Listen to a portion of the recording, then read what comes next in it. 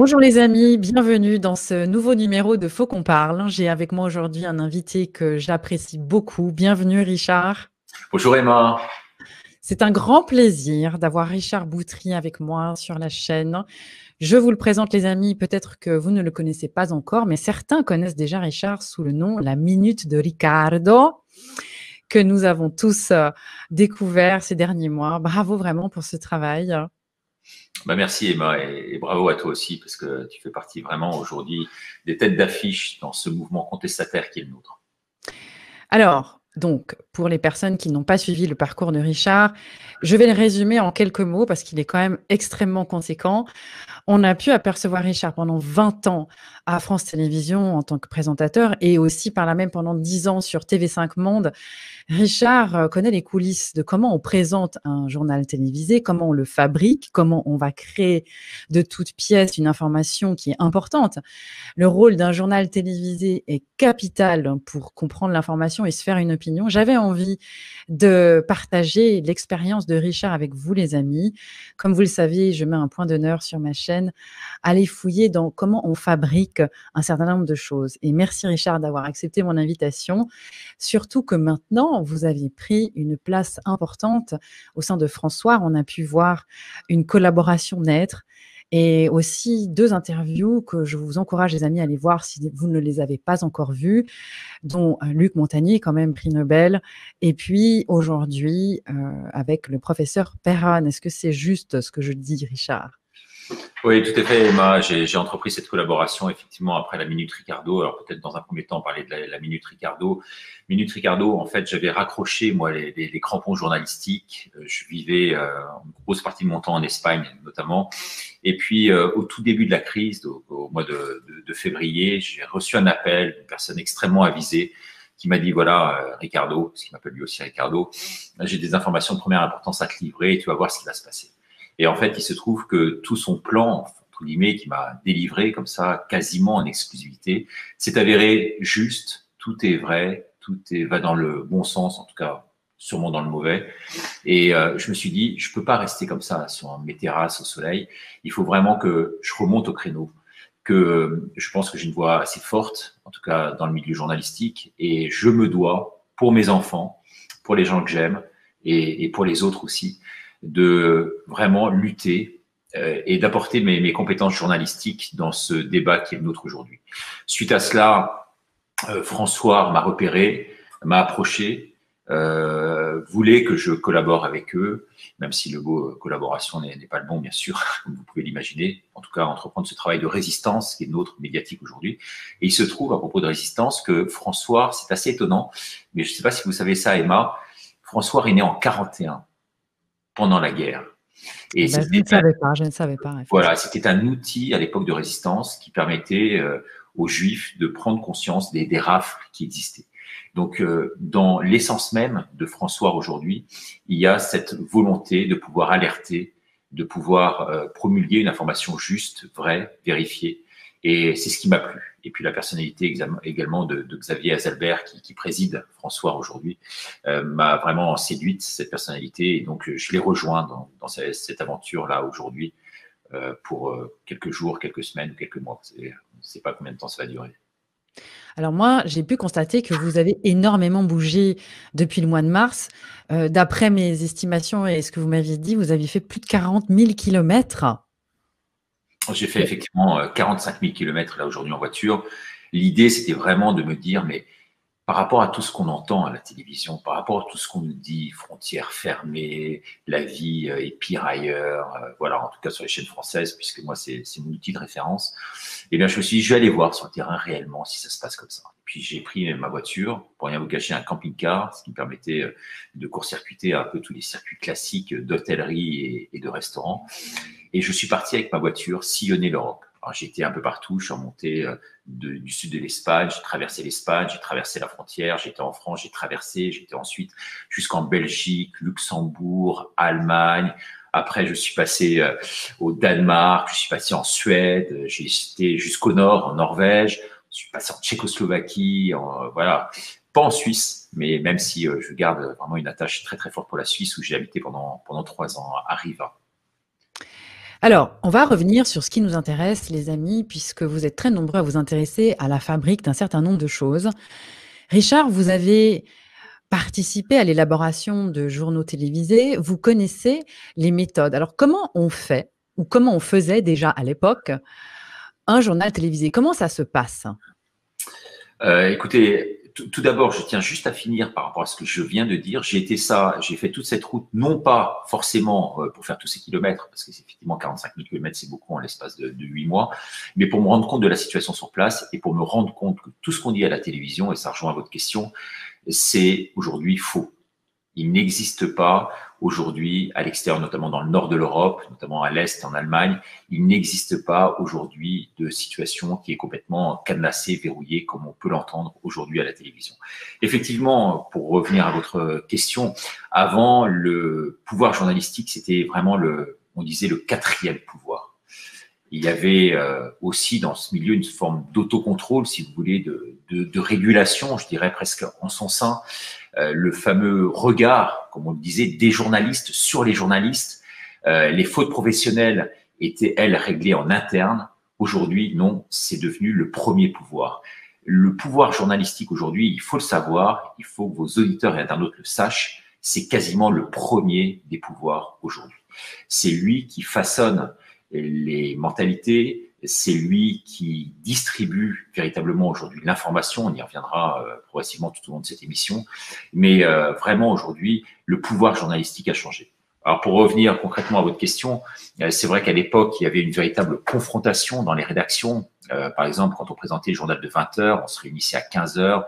Vous aviez à la fois le directeur d'information, vous aviez à la fois le rédacteur en chef, vous aviez le présentateur et vous aviez également les chefs de service. Et ça débattait pendant des heures. Ça pouvait durer, la grande conf, comme on l'appelait, pouvait durer quasiment 1 heure et demie.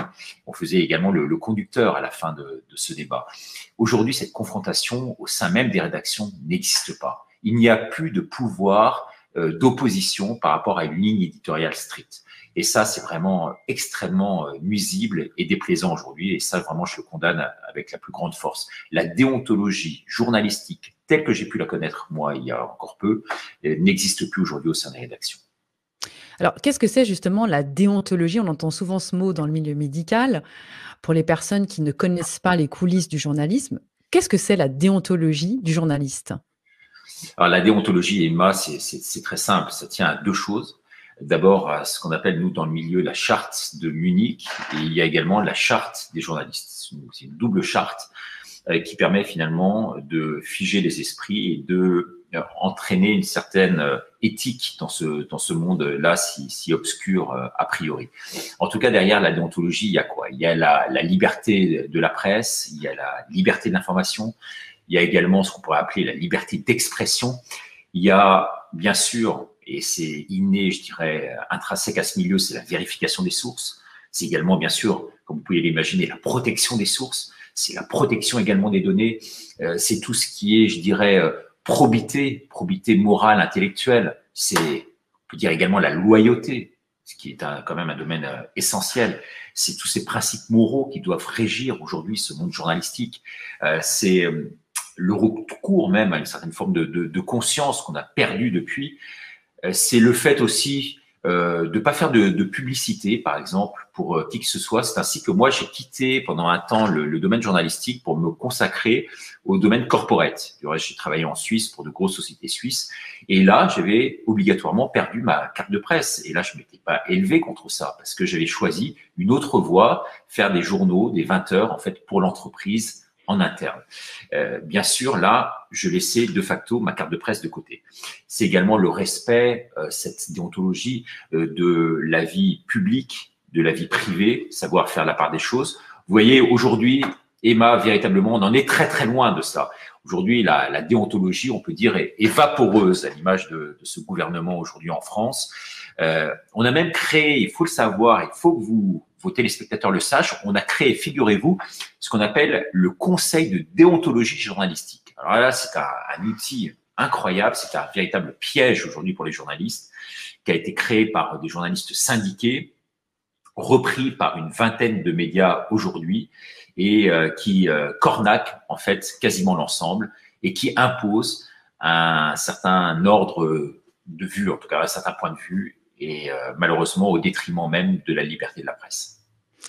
Alors, pour revenir à l'époque, quand on faisait ce fameux journal télévisé, la grande conf de 15 heures, est-ce que à ce moment-là, on regardait ce que faisait l'autre chaîne, les autres chaînes, les concurrents d'une certaine façon? Comment ça se passait? Maintenant, on a l'impression qu'on a, en tout cas au mois de mars, on avait l'impression qu'on avait le même téléjournal partout. Comment ça se faisait à l'époque par rapport à ça? Alors, vous avez raison, mais à deux points de vue. D'abord, on regardait les autres par benchmark, je veux dire presque naturel. Alors, on voulait savoir, moi je présentais le soir 3, par exemple, donc c'était le premier journal après les 20 heures, qui était à 22 heures, et je regardais donc à la fois TF1, France 2 20 heures, le 19-20 de France 3, pour effectivement regarder ce qu'ils faisaient et pour avoir une idée un peu de la question. À partir de donc là, je dirais, c'est presque sain.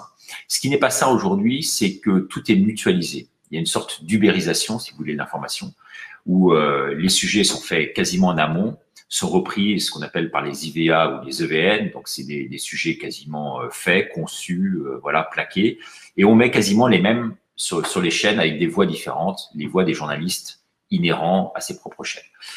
Donc ça, c'est un premier point. Le deuxième point qui est important, c'est qu'aujourd'hui, on fait venir des gens de chaîne en chaîne qui ont quasiment le même message, notamment des médecins, vous l'imaginez bien aujourd'hui, qui sont des gens qui ne font pas véritablement partie du monde de la médecine. Alors, ils sont médecins de près ou de loin, ils ont eu leur diplôme peut-être, mais je veux dire, ils n'exercent plus déjà depuis tout un temps, et ils ont une donnée commerciale extrêmement forte, et malheureusement, je tiens à vous le dire, ces personnes-là qui viennent sur les chaînes de télé aujourd'hui et qui sont donc placées, qui sont téléguidées, on imagine par qui derrière, eh bien ces personnes-là, en tout cas en partie, je dis bien, pour ne pas dire plus, ont des liens très étroits avec les laboratoires. Est-ce qu'à l'époque, vous pouviez inviter sur un plateau qui vous vouliez? Il y avait une certaine liberté. Est-ce qu'il y avait des sujets tabous, par exemple? Bon, c'est vrai que là, ce qu'on vit, c'est quand même inédit. On a quand même l'impression que on ne peut pas inviter qui on veut sur les plateaux maintenant. Est-ce que ça a changé par rapport à ça? Bah, je pense que ça n'a pas changé justement parce que à l'époque, on pouvait inviter quasiment qui on voulait. Moi, j'ai jamais eu aucune réserve d'aucune sorte sur aucune invitation. Je veux dire, c'était absolument incroyable. Et aujourd'hui, en revanche, là, c'est obligé, quoi. C'est des personnes qui sont imposées, quoi. C'est vraiment grave. Aujourd'hui, on conçoit l'information vraiment complètement différemment. Et c'est vrai que je ne me retrouve pas dans cette information d'aujourd'hui. Alors moi, c'est une chose, mais à la limite, j'en suis sorti. Voilà, j'ai décidé d'en sortir presque de gaieté de cœur. Et moi, j'étais un peu à l'époque de la housse et je pense modestement d'avoir eu quasiment le même parcours que lui, quoi. En tout cas, on se suivait, on se reniflait, on était du reste très copains, on allait voir les matchs de foot au Parc des Princes ensemble. Et vraiment, on avait l'estime professionnelle l'un pour l'autre.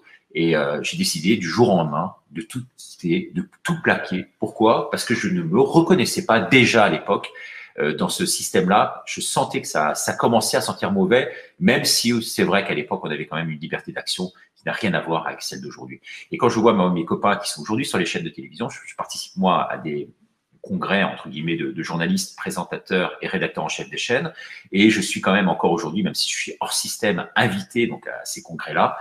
Eh bien, donc je côtoie tous ceux que vous pouvez voir aujourd'hui sur les chaînes de télévision classiques, également ceux qui sont derrière, les rédacteurs en chef.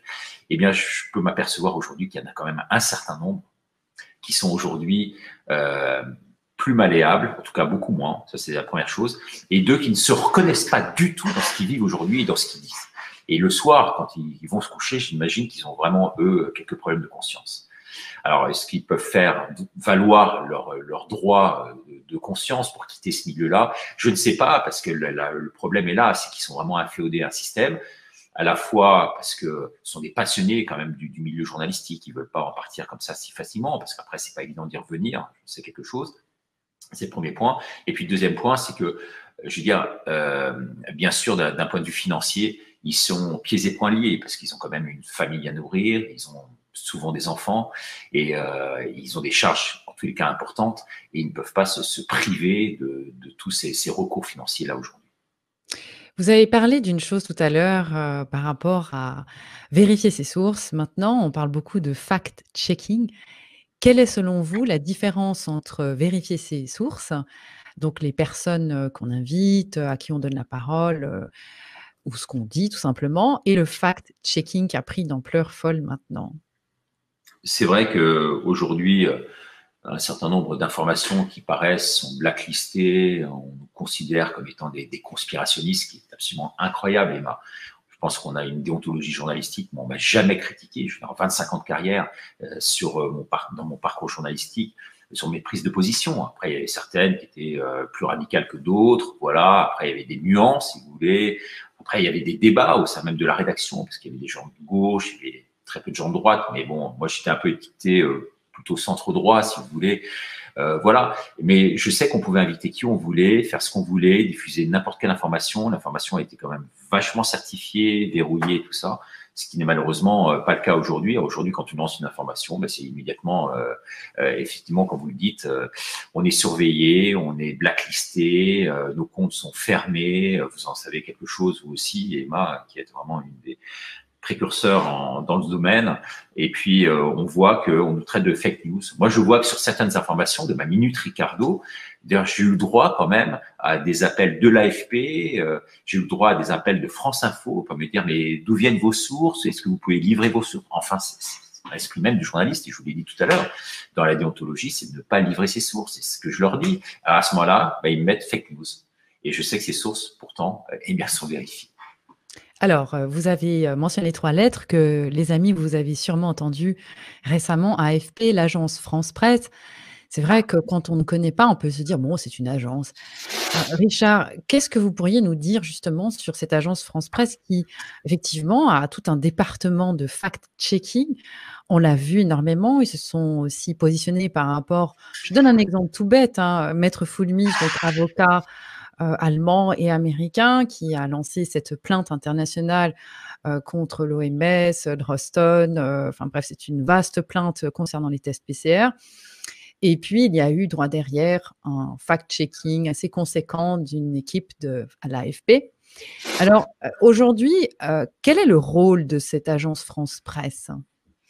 Ben, si vous voulez, avant, c'était les journalistes qui dirigeaient ces agences de presse et les rédactions. On faisait véritablement confiance à l'AFP, notamment, qui était avec Reuters et l'AP, les 3 principales agences de presse, si vous voulez.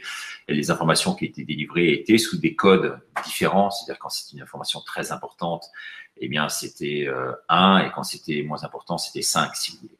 Donc, on allait de 1 à 5 et on voyait effectivement, dès qu'il y avait une information importante, elle était certifiée, elle était vérifiée. On pouvait quasiment la délivrer à l'antenne. Aujourd'hui, eh bien, ces agences sont dirigées tout simplement par des politiques. Elles sont dirigées par des énarques, elles sont dirigées par des technocrates, elles sont dirigées par des gens qui n'ont plus aucune notion de l'information. Alors, je dirais pas par amitié, parce que je l'ai vu 1 ou 2 fois, mais bon, il m'a reçu gentiment. Mais c'est vrai que un certain Pierre, qui a dirigé l'AFP pendant assez longtemps, lui, c'est un énarque, c'est quelqu'un qui fait partie du système, qui fait partie du milieu. Et cette même personne qui dirigeait l'AFP, il faut le savoir aujourd'hui, est directeur du Parisien, qui est un des plus grands tirages aujourd'hui en France. Ça s'appelle Le Parisien et Aujourd'hui, justement.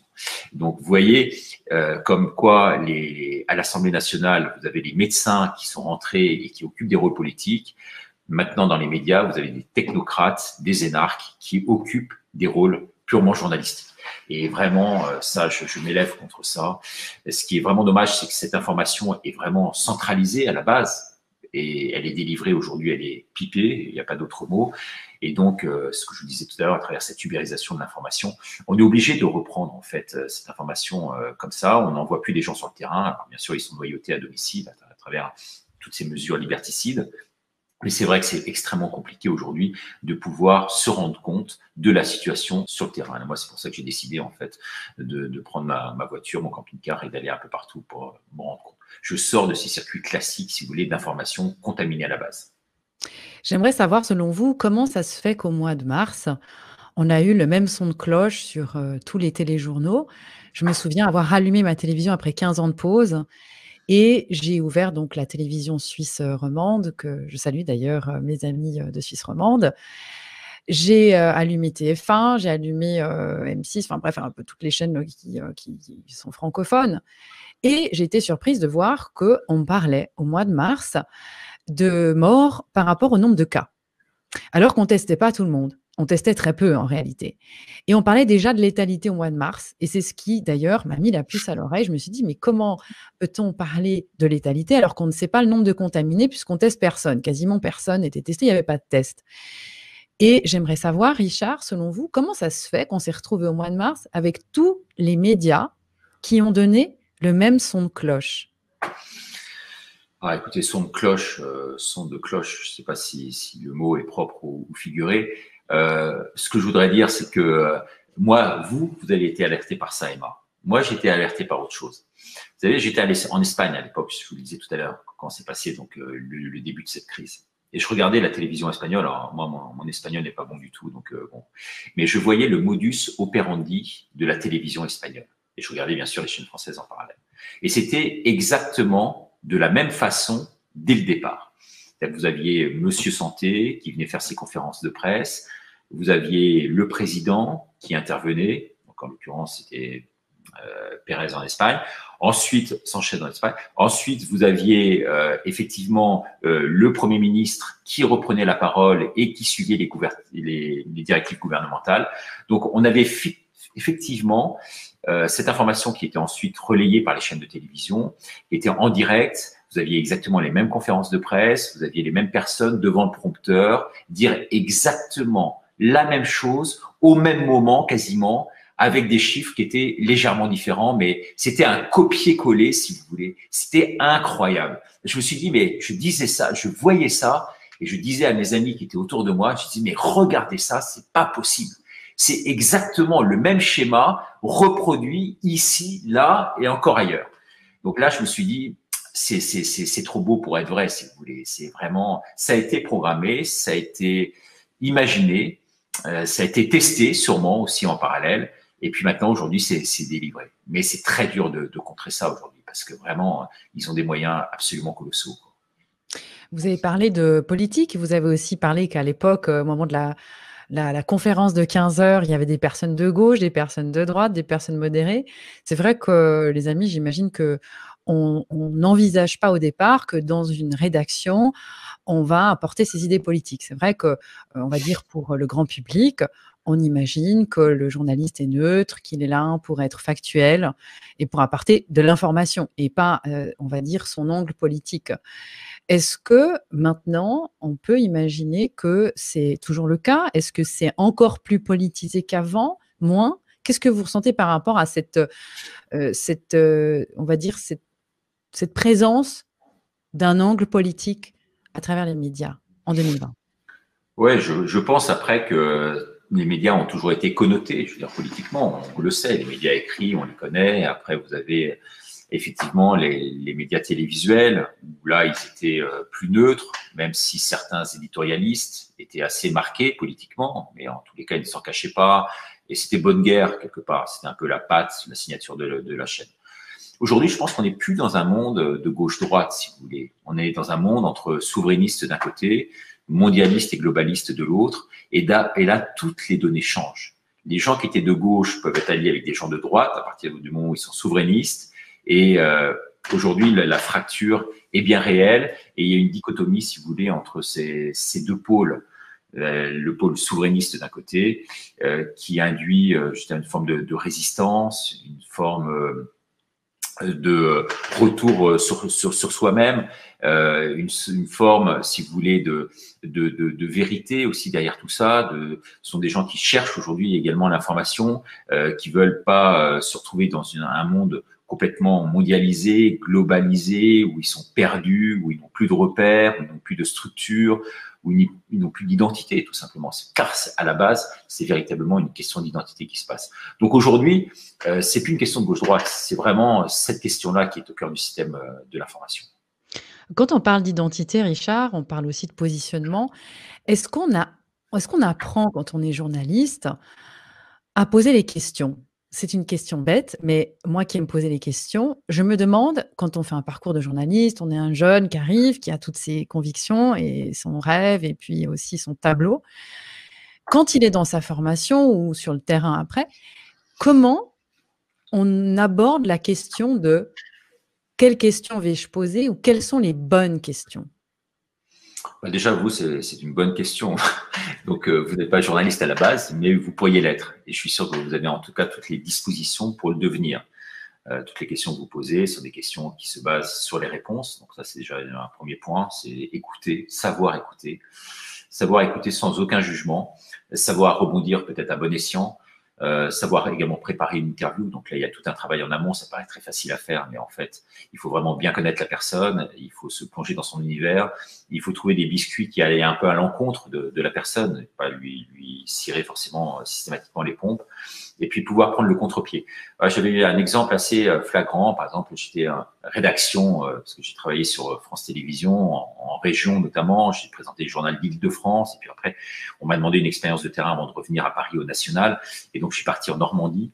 Et je me souviens qu'en Normandie, à France 3 Rouen, où j'ai travaillé, j'ai pris du reste beaucoup de plaisir à travailler dans cette rédaction, qui était une rédaction, là, en l'occurrence, je crois que mes amis qui vont voir cette émission ne vont pas m'en vouloir, mais marquée vraiment fondamentalement à gauche. Vous voyez ce que et moi, quand je suis arrivé, avec mon image un peu bourgeois, entre guillemets, j'étais considéré comme étant le type un peu de droite, même s'ils savaient que j'avais quand même une éthique journalistique et que je ne défendais pas mes idées à l'antenne et qu'elles ne transpiraient en aucun cas.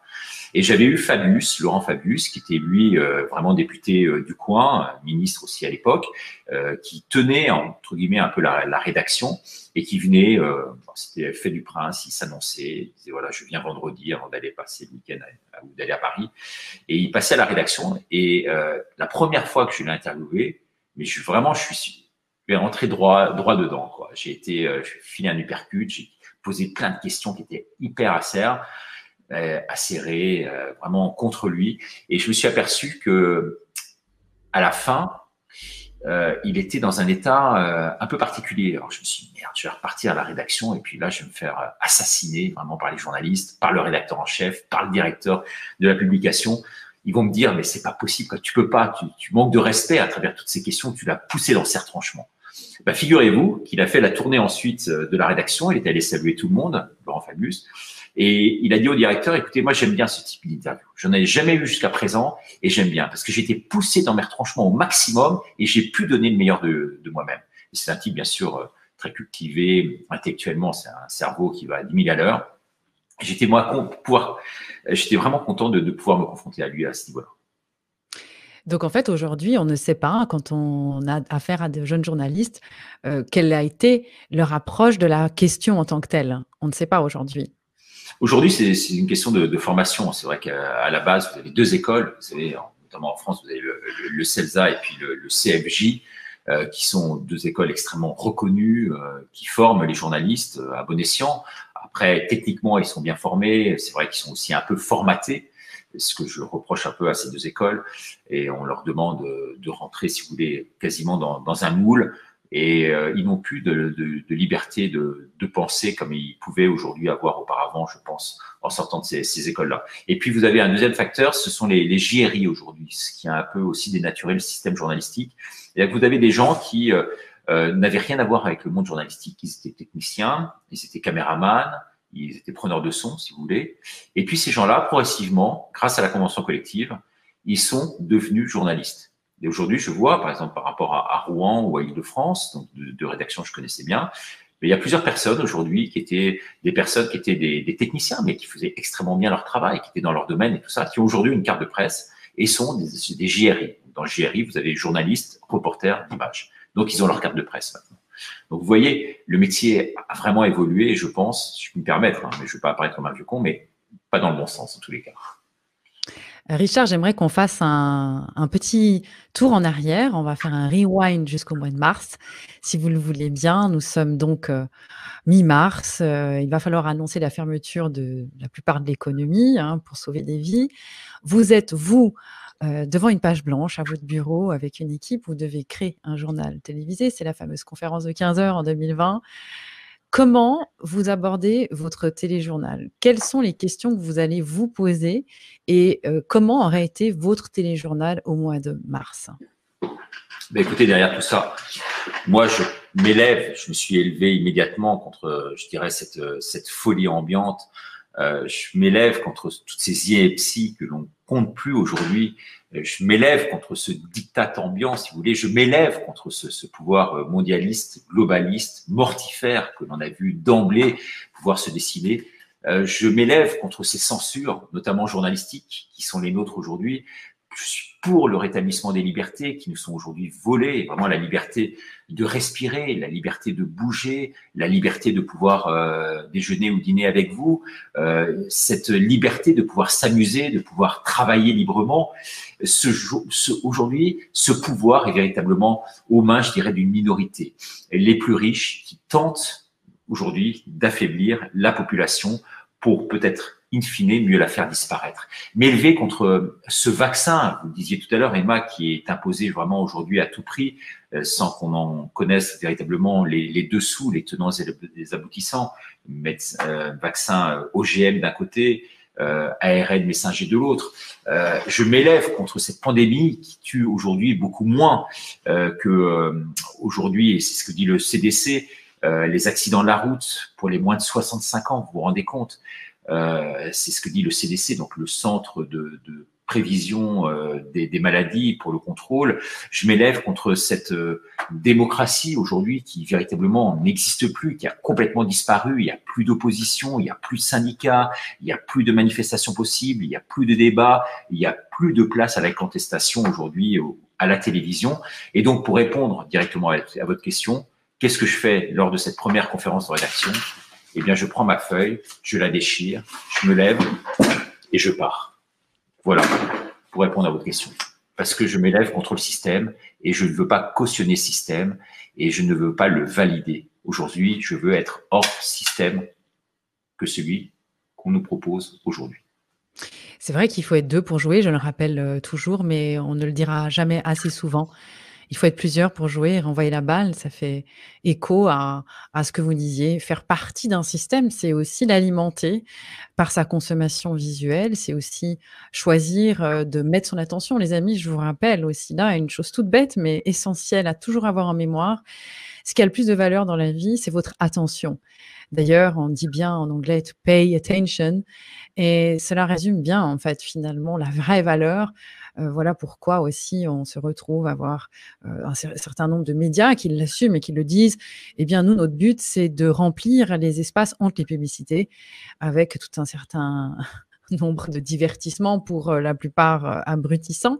C'est vrai que vous avez aujourd'hui, après 9 mois, une position parce que vous avez été chercher vos informations avec vos méthodes aussi, votre savoir-faire. Mais c'est vrai qu'on peut imaginer qu'au mois de mars, on n'avait pas assez d'informations pour prendre, cette position qu'aujourd'hui est la vôtre. Alors, la question est, est-ce qu'au mois de mars, vous auriez eu des questions à poser spécifiques, et à qui? Alors, autant c'est vrai qu'au mois de mars, on ne pouvait pas s'attendre à ce que ça se prolonge comme ça indéfiniment quand on n'était pas initié comme vous l'étiez, vous Emma, parce que je vous ai suivi dès le départ et dès le mois de mars, vous commenciez donc à sortir de vos bureaux et aller sur le terrain pour dénoncer un certain nombre de choses. Vous êtes vous, initié, si vous voulez. Mais initié ne veut pas dire dans un monde éberlué, si vous voulez. Au contraire, parce que vous avez les informations à la base. Vous êtes quasiment devenu une journaliste de facto aujourd'hui. Et si j'étais à la commission de la carte de presse, je vous attribuerais une carte de presse. Parce que vous avez un savoir-faire, parce que vous avez la connaissance, parce que vous avez été chercher l'information, l'appuyer à gauche et à droite, et vous n'avez pas été, vous employez une expression anglaise, moi j'en emploie une forme de catch potatoes, où vous receviez l'information directement qui vous était injectée dans le cerveau par le biais de la propagande télévisuelle. Donc, il n'y avait pas ce pouvoir, si vous voulez, pour le grand public, et ça, on ne pouvait pas le fustiger à l'époque. On n'avait pas vraiment, véritablement beaucoup d'informations. On était spectateurs d'une pandémie qui arrivait, il fallait prendre les devants, il fallait prendre également ces mesures, et il fallait donc suivre, je pense, un certain nombre de choses et un protocole qui était en cours. Aujourd'hui, c'est bien différent. Aujourd'hui, les gens savent, les gens peuvent trouver l'information. Aujourd'hui, ce qu'on appelle les conspirationnistes, aujourd'hui, ils sont pratiquement majoritaires dans le terrain, dans le pays. Ils sont majoritaires aujourd'hui, il faut le savoir. Contrairement aux sondages qui sont là aussi complètement téléguidés, qui sont dévoyés, qui sont un peu à la solde du gouvernement. Il faut savoir que les instituts de sondage aujourd'hui sont tenus par des proches du gouvernement. Ce sont même une ancienne ministre, Najat Belkacem, qui aujourd'hui dirige Ipsos. Je ne sais pas si vous vous rendez compte. Alors, quand on met dans le journal du dimanche ou dans le Parisien le week-end, il y a 70% des Français qui sont pour Macron, 70% des Français qui sont pour les mesures adoptées, 70% ou 70% des Français qui sont ci et ça. Ben, je peux vous dire que ces chiffres, on se demande aujourd'hui où ils vont les chercher. Et donc, effectivement, l'information aujourd'hui est complètement dénaturée sur les chaînes, mais on peut la trouver ailleurs. Il y a une information alternative, il y a une information disruptive. Et donc, c'est facile aujourd'hui d'aller la chercher si tant est qu'on en ait la volonté. Et aujourd'hui, ce ne sont pas tant les politiques qu'il faut aujourd'hui mettre sur le banc des accusés, c'est la population entière. Parce que la population aujourd'hui, elle est passive devant tout ça, alors qu'elle devrait être active, elle devrait aller se renseigner. Le combat, moi, et comme vous, j'appelle pas du tout à ce qu'il y ait une révolution, j'appelle pas du tout à ce qu'il y ait du sang dans les rues ni sur les murs. J'appelle simplement à ce qu'il y ait une prise de conscience de la réalité aujourd'hui, d'une situation qui nous échappe totalement et qu'on pourrait contrôler si on en avait véritablement les données à la base. Et ces données-là, il faut aller les chercher. C'est une quête, c'est un devoir aujourd'hui, et la résistance, elle passe par là. Elle n'est pas physique, elle n'est pas avec des armes, elle est morale et avec ses idées. Et chacun devrait prendre un temps par jour pour aller sur Internet et pour aller vérifier les bonnes informations. C'est qu'ils ne sont pas les fake news, mais en tout cas, on ne demande pas de suivre religieusement, mais en tous les cas, d'aller voir un autre son de cloche, pour employer les mots que vous employez au départ. Alors effectivement, vous les amis, vous pouvez regarder. Si vous n'êtes pas encore abonné à France 3, je vous invite vraiment à le faire. Dans le descriptif de cette vidéo, vous avez les liens. Et aussi pour rejoindre la minute de Ricardo, ou de Riccardo, comme j'ai dit, plus à l'italienne. Moi, j'adore. Ce sont des formats très courts, authentiques. Moi, j'adore l'authenticité. Vraiment, les amis, je vous invite, c'est un régal. Et c'est très facile à partager puisque contrairement à mes vidéos, des fois, qui sont très longues, parce que moi, j'aime prendre le temps, et bien là, c'est vraiment punchy. Et allez tout de suite vous abonner si ce n'est pas encore fait. Richard, j'aimerais, on arrive vers la fin de cette interview. Avant de conclure, il y a quelques petites choses que j'aimerais vous demander, dont le mode d'emploi. Alors, pour les personnes qui regardent maintenant un journal télévisé, vous savez qu'il y a aussi beaucoup de guerres au sein des familles. Il y a des clans, des fois, qui se créent entre ceux qui veulent zapper sur le téléjournal, ceux qui ne veulent plus. Et puis, avec le confinement, certains ne pouvaient pas aller faire leur petit tour dehors pour souffler. Comment on peut, voilà, j'aimerais avoir votre conseil. Comment on peut avoir un regard critique? Quel est le réflexe à avoir pour les personnes qui sont encore à sevrer, j'ai envie de dire, puisque c'est toute une hypnose, c'est toute une ambiance quand on ouvre et qu'on commence à regarder un journal télévisé. Il y a déjà, quel serait le point clé? Les points clés, c'est tout d'abord ce que vous faites, vous, et ce que je pense faire moi, à ma mesure, si vous voulez, c'est de pouvoir déjà alerter. Et puis plein d'autres, tous ceux qu'on connaît et avec qui on travaille régulièrement. Pouvoir alerter pour pouvoir faire connaître une autre voix. Une voix crédible de personnes qui sont sensées, qui sont réfléchies, je pense qu'ils ont un bon discernement et qui ne sont pas des illuminés. Il faut faire très attention aux illuminés parce que les illuminés partent dans des théories qui nous échappent. Donc, il faut vraiment faire confiance et faire passer l'information. Après, pour répondre à votre question directement, je pense qu'il y a deux solutions. Il y a la première qui consiste à dire tiens, un con, tu regardes BFM TV, tu te nourris que de ça, c'est pas possible, essaie de voir ailleurs et tout ça. Ça, c'est le push, c'est l'hypercute que l'on donne, mais c'est pas forcément très bon parce que qui on est déjà pour dire ça, Et puis il faut laisser aussi à la personne. Nous, on aspire à avoir une forme de liberté, si vous voulez. Vous et moi, on lutte contre ça parce qu'on estime qu'on est dans un pays, dans un système aujourd'hui liberticide. Mais on peut pas, à contrario, imposer notre point de vue aux autres. On peut pas se permettre que les autres finalement et exactement subissent les mêmes ressorts que nous on subit par nous-mêmes. Donc à ce niveau-là, il faut faire quand même très très attention parce que là, ça pourrait tourner à la manipulation. Il faut laisser les gens libres, ils sont libres de regarder ce qu'ils veulent. Je pense qu'il faut distiller des informations qui puissent leur permettre de prendre conscience. Et puis enfin, il faut leur ouvrir les yeux sur un certain nombre de réalités aujourd'hui. Mais vous savez, Emma, je vais terminer par ça, mais moi je vois ça dans ma propre famille. Pour rien vous cacher. Et là, je vais vous parler droit dans les yeux. Mais je peux vous dire que ça a été très difficile en interne. Parce que mon nom, aujourd'hui, est un peu mouillé. Et puis, moi, j'ai des parents qui sont des parents âgés. qui bougent beaucoup moins aujourd'hui, qui regardent BFM TV, qui sont amoureux de Macron, si vous voulez, pour employer un chat, et donc qui lui trouvent plein de vertus, plein de qualités. Et quand ils entendent mes minutes, eh bien aujourd'hui, ils me blacklistent. Alors, bien sûr, mes parents, ils ont un regard bienveillant vis-à-vis de moi, ils ont beaucoup d'amour pour moi, donc ça n'empêche pas qu'ils me reçoivent et on se voit avec toujours autant de plaisir et tout ça. Mais on ne parle pas de ça, parce qu'il y a vraiment un mur. Et ce virus, cette politique actuelle, a instauré véritablement un mur, comme vous le disiez tout à l'heure, au sein même des familles. Et ça, c'est tout simplement pas possible. Le mur de séparation, on va le voir pendant les fêtes, où les grands-parents n'ont pas le droit de voir leurs petits-enfants, où les enfants n'ont pas le droit d'embrasser leurs parents, mais jusqu'où on va aller comme ça? C'est absolument incroyable. Donc effectivement, par rapport à mon exemple personnel, ce que je vous disais, c'est que mes parents en fait ont pris conscience qu'il y avait un certain nombre d'inepties qui sont arrivées. Et l'ineptie principale, figurez-vous, et je fais reprise dans une des minutes Ricardo, c'était de dire et d'entendre que on ne pouvait pas aller faire du ski en France aujourd'hui, parce qu'effectivement, avec les remontées mécaniques, c'était dangereux. Vous voyez. Et mes parents, qui sortent peu, mais qui font quand même les courses dans les grandes surfaces, voient tous ces escaliers indoor, bourrés de monde, y compris quand on va dans le métro le matin, tout ça, on voit ça ici à Paris. Eh bien, on se dit, mais là, il y a une ineptie flagrante.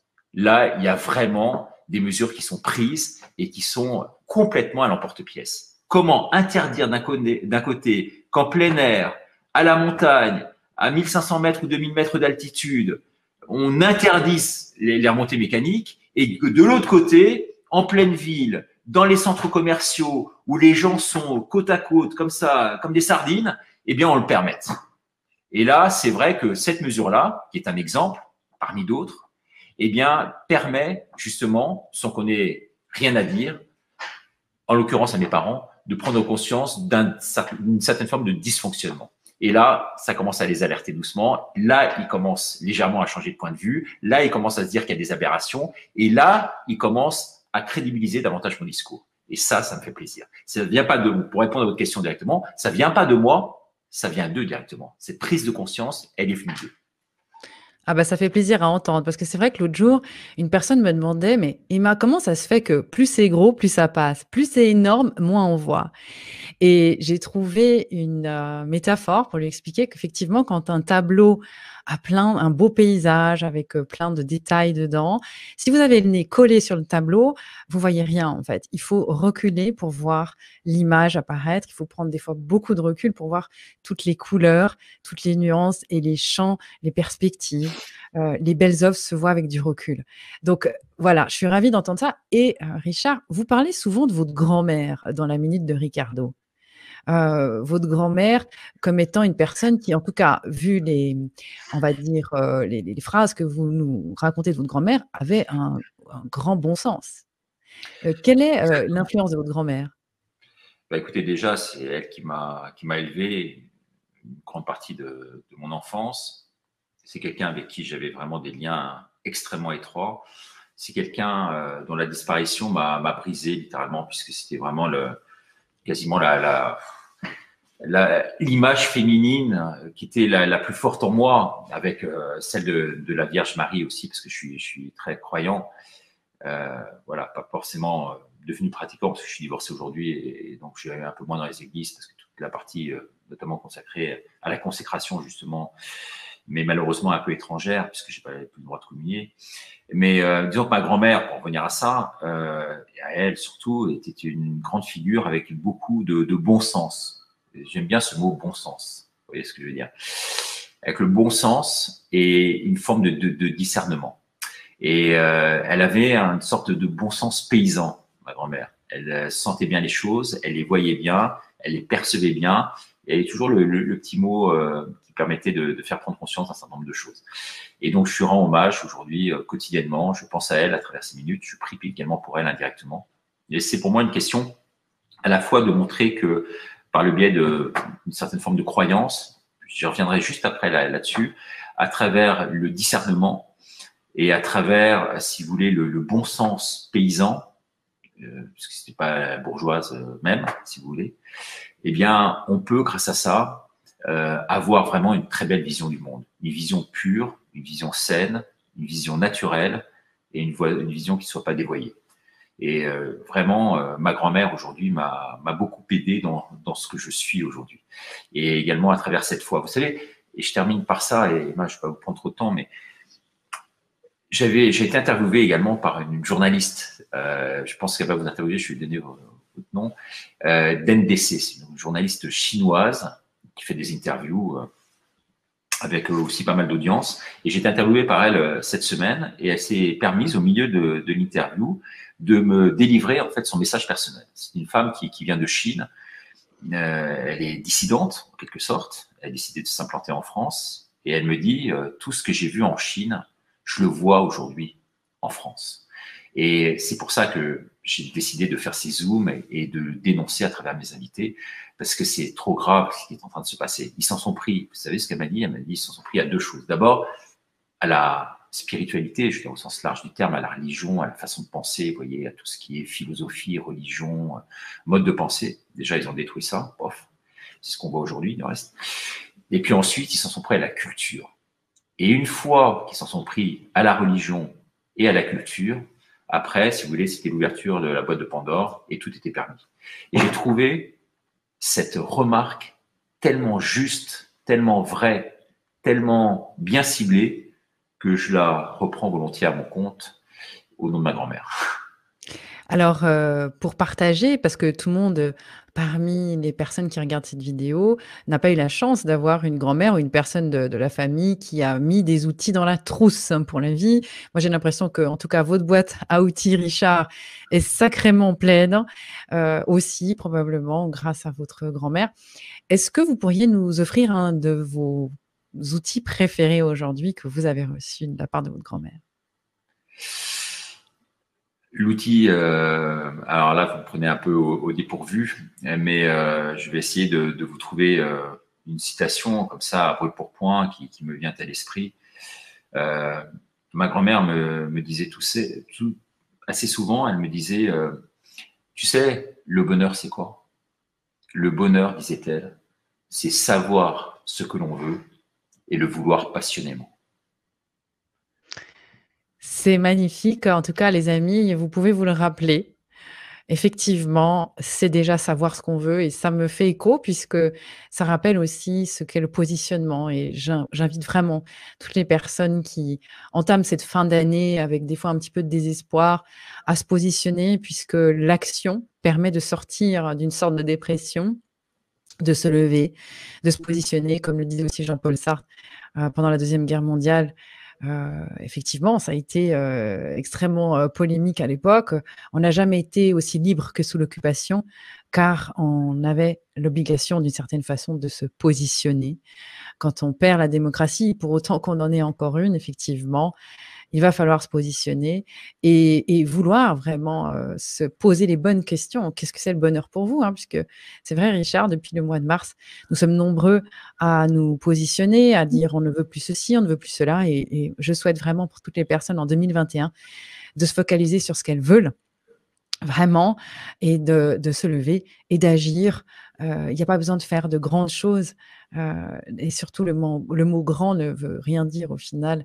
Il y a juste besoin de se lever et de se positionner. Richard, je vais vous laisser le mot de la fin. Comment, abordez-vous les prochains jours qui vont, finir 2020? Votre état d'esprit? Bah, écoutez, mon état d'esprit, alors il y a le bonheur d'un côté, je parlais il y a un instant en citant ma grand-mère, il y a le bonheur d'un côté et puis il y a le fait d'être heureux de l'autre. Et aujourd'hui, cette joie est vraiment fortement entachée par ce que vivent les gens, par ces drames qui se démultiplient à gauche et à droite, on le voit, par toutes ces professions qui sont touchées, si sévèrement et injustement touchées aujourd'hui par ces mesures liberticides qui sont prises et par, je le disais tout à l'heure, ce virus qui touche beaucoup moins de monde, bien entendu qu'on ne le dit aujourd'hui. Eh bien, tout ça fait que malheureusement, ces fêtes, alors qu'on souhaite une joyeuse fête un peu à tout le monde là aujourd'hui, bah, ces fêtes, c'est la première fois peut-être, je dirais pas dans l'histoire de l'humanité parce qu'il faut pas exagérer non plus, mais en tout cas depuis des décennies que ce Noël ne sera pas comme les autres. Ce Noël sera triste, ce Noël sera si particulier et si disruptif à sa manière que vraiment on vivra un Noël malheureusement un peu tragique. Donc si on n'a pas la foi en nous, la foi dans l'autre, la foi peut-être dans le divin aussi, eh ben, il est difficile aujourd'hui véritablement de pouvoir rester droit dans ses baskets et de pouvoir avoir cette fameuse espérance. C'est plus de l'espoir, c'est de l'espérance qui est véritablement en nous. Et je le disais à mes fils qui sont venus hier soir, regardez ces deux interviews que vous rappeliez tout à l'heure, du professeur Montagnier et du professeur Perronne. Ils sont venus dans les locaux de François, où je suis là aujourd'hui. Ils ont regardé ça. Et quand je voyais mes jeunes, mes deux fils aînés, parce que j'ai 5 garçons, mes deux fils aînés un peu perdus, je leur disais, mais il faut garder cette espérance véritablement en vous, parce qu'il va se passer quelque chose véritablement dans les jours ou les semaines qui viennent. Ça, j'en suis certain.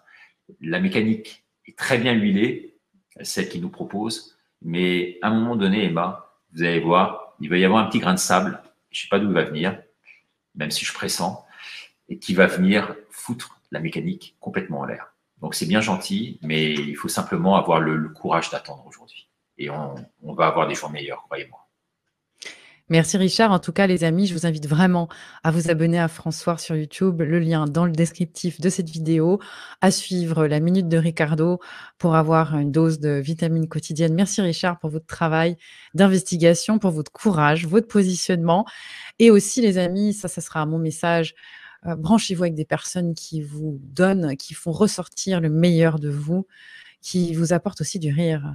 C'est nécessaire de rire, de savoir aussi prendre beaucoup de recul avec ce qui se passe et de fêter tous ensemble la fin d'un monde.